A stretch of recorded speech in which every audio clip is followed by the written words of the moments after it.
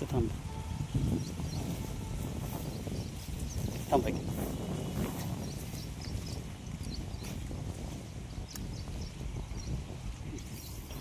Sir नमस्ते. हा नमस्ते साहेब. आपलं गाव साहेब? माझं गाव आष्टाव, तालुका वाळवा, जिल्हा सांगली.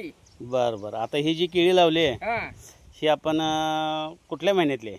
हे 25 मार्चला लावलेले आहे. बरं बरं बरं. आणि जात कुठली केळीची? G9. G9 वसुंधरा बायोटेकची. हा वसुंधरा बायोटेक. बरं बरं हा ठीक आहे. आणि आता जे हे प्लॉट तुम्ही डेव्हलप केला आहे ह्याला मार्गदर्शन कोणाचं लाभलंय? साहेब तुमचं Suresh Shinde. Crop care India. हा क्रॉप केअर इंडिया म्हणा की. क्रॉपर इंडिया का? हा हा क्रॉप केअर बरं, इंडिया. ठीक आहे. हा चांगला आलाय प्लॉट. आणि ह्याच्यामध्ये झेंडू पीक लावलं होतं तुम्ही. हा बऱ्यापैकी उत्पन्न झालंय, पण पावसामुळं ते करपा वगैरे यायला लागल्यामुळे तुम्ही ते काढायचा निर्णय घेतला. हो यस यस. ठीक आहे ठीक आहे. आता ह्याला भरणीची आपण खतं देणार आहोत हो ओके. क्रॉप केअर इंडियाची. हा आणि एक आपलं मास्टर क्रॉप किट म्हणून होतं ते तुम्ही वापरले, हा त्याचे रिझल्ट चांगले आले. 3 महिन्याच्या मानानं प्लॉट एक नंबर आहे. नमस्कार. ओके नमस्ते साहेब. आवडी चॅनेलवरून सर्वांना नमस्कार. झेंडूच्या नावानं चांग भलं. काय झालेलं आहे, आम्ही आता वैतागून काय प्रॉफिटही होईना, पीक बी चांगलं येईना, त्यामुळं झेंडू उपडून काढायचं चाललेलं आहे. आता आपला हा झेंडू केळीमध्ये असल्यामुळं आपल्याला काय खुरट बिरट आणि काय ती म्हणतात ती खोडवं काढायचं असते की ते रोटर बिटर असलं काय घालता येत नाही. म्हणून गरीब माणसं लावून आपण आज हे झेंडू उपडून टाकत आहे. आपण दोन्ही बाजूनं आपण या केळीचं चित्रीकरण करूया. हा पहा आल्याचा प्लॉट म्हणजे आलं अशा प्रकारे उगवून आलेला आहे. ह्यालाही दोष द्यायचा आहे, परंतु काही आमच्या घरगुती अडचणी असल्यामुळं आमचं थोडं कामकाज लांबलेलं आहे. त्या खोडव्याचाही पाला गेल्या आठवड्यामध्ये काढून घेतलेला आहे, त्यामुळं त्याला हवा खेळायला लागलेली आहे. पण पाऊस वारं यामुळं त्याची पडझड सुरू झालेली आहे. निसर्गापुढं कोणाचं काही चालत नाही. तर माझं तर काय चालणार आहे, फक्त आता तुमच्यासाठी जरा तोंड चालतंय आणि जरा व्हिडिओ चालतोय एवढंच. आता आपण प्रत्यक्ष झेंडू उपडून टाकल्यानंतर आपलं कामकाज कसं दिसतं किंवा केळी कशी दिसती हे आपण पाहत आहोत. पहा अशा प्रकारे थोडीफार एक 60-70% वसप ह्या केळीची कमी झालेली आहे. 2 पैसे मिळत असतील तर त्या नादाला लागायचं, नसल तर नाद सोडून द्यायचा. आता तुम्ही म्हणाला अहो ह्या झेंडूला फुलं वगैरे दिसते, ती काय भानगड आहे, का उपडलाय लागलाय, काय डोक्यावर बिक्यावर पडलाय काय, असं तुम्ही म्हणशीला. पण काय माहीत आहे का, दराखंड बॉम्ब व्हायला लागले. 20 रुपये किलोने द्यायचा म्हणजे मालकायला काही हातात खळकुळाच काय. हां अहो नाही म्हटलं तर 15-16 गडी, पुन्हा टेम्पो भाडं ही जर गेलं आणि तिकडं दलालांचं मार्केटमधलं 30 नाही म्हटलं तर 100% हमाली बिमाली 100 रुपये एका कॅरेटला जातेच. एवढंच नव्हे तर वाहतूकदार देखील काय करतो, त्याचं एक 100-1 रुपये जातात कॅरेटला.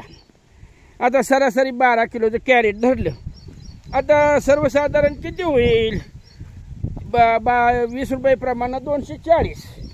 मग त्या दलालानं 100 घेतलं काढून, वाहतूकदारानं 100 घेतलं आणि गरीब माणसं काय 40 रुपयेमध्ये भागतात का हो. मालकाच्या हातात काय आहे, दत्तुटा. म्हणून वैतागून झेंडू काढून टाकला. पावसाची उघडझाप वरचेवर त्या फुलावर थेंब पडल्यामुळं फुलं खराब झाली. खराब माल व्यापारी घेत नाही, इकडं आड तिकडं व्हीर.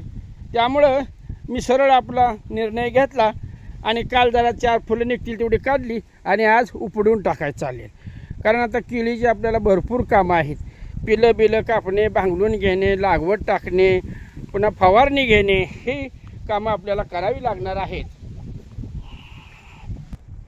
अशा प्रकारे हे झेंडू काढल्यानंतर आता आमच्या केळीलाही जरा श्वास घ्यायला बरं होईल. पहा आखो देखा हाल.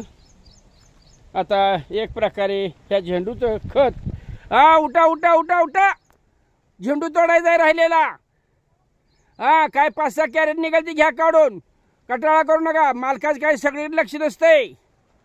खायला आणले जेवढं खाऊन घ्या, कॅरेट घ्या, बादल्या घ्या, आणि काय 4 कॅरेट निघेल ती काढा.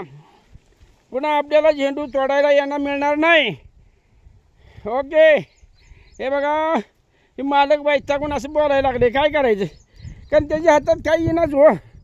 ही गडी माणसं, दलाल, वाहतूकदार, पुन्हा कंपनीवाले, लागवड बिगवड, खतं बितं, हे सगळं हे खायला लागले. ते मी काय करू आता. हां, घालायचं पैसा फक्त घालायचा मी, आणि खायचं दुसऱ्याने. उठा की, काय वेगळं सांगायला लागतंय. या या पडदिशी खाऊन घ्या. हां, आवरा आवरा आवरा आवरा, खाऊन घ्या, कटाळा करू नका. आहे पावसामुळे बी कामकाज थांबतंय. हां, हाय काही करायला नाही. 5-6 कॅरेट निघाले पाहिजेत बघा. काय चाललंय आजी, उठा उठा उठा. ओके. हां, हे आपलं उपडून काढलेलं क्षेत्र कसं दिसतंय पहा.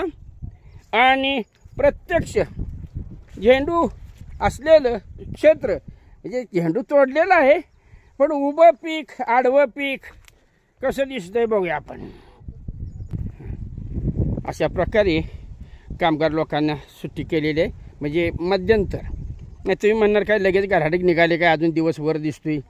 तर हे उभ्या झेंडूचं क्षेत्र, उद्या ज्याला तुम्हाला हे आडवं दिसेल, म्हणजे एकदा झेंडूचा खतासाठीच शेतातच नायनाट करायचं काम सुरू आहे युद्ध पातळी.